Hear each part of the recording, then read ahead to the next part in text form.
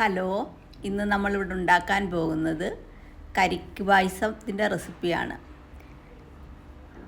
അതിനുവേണ്ടി ഞാനിവിടെ എടുത്തിരിക്കുന്നത് 2 വലിയ കരിക്ക് ആണ്. 1 ലിറ്റർ പാല് നമ്മൾ അടുപ്പിൽ വെച്ച് നന്നായിട്ട് പറ്റിച്ച് എടുക്കുക.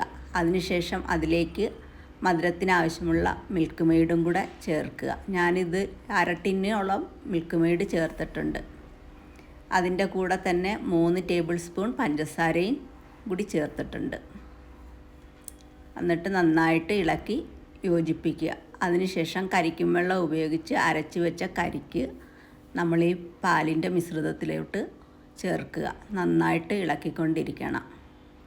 നന്നായി ഇളക്കി പറ്റുന്നത് വരെ ഇളക്കിക്കൊണ്ടിരിക്കുക.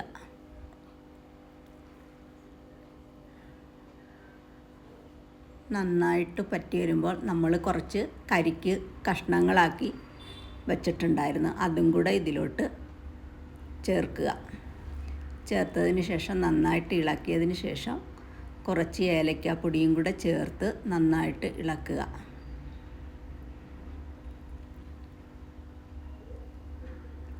അതിനുശേഷം 1 ടേബിൾ സ്പൂൺ നെയ്യും കൂടെ ചേർക്കുക.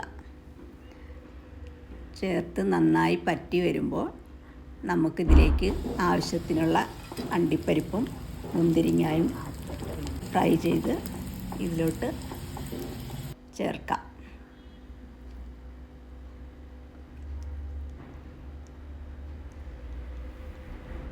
നമ്മുടെ സ്വാദിഷ്ടമായ കരിക്ക് പായസം ഇവിടെ റെഡി ആയിട്ടുണ്ട്. നിങ്ങളെല്ലാവരും വീട്ടിൽ ട്രൈ ചെയ്യുക. അതിനുശേഷം കമൻറ്റ് ചെയ്യുക, സബ്സ്ക്രൈബ് ചെയ്യുക ഞങ്ങളുടെ ചാനൽ. Thank you.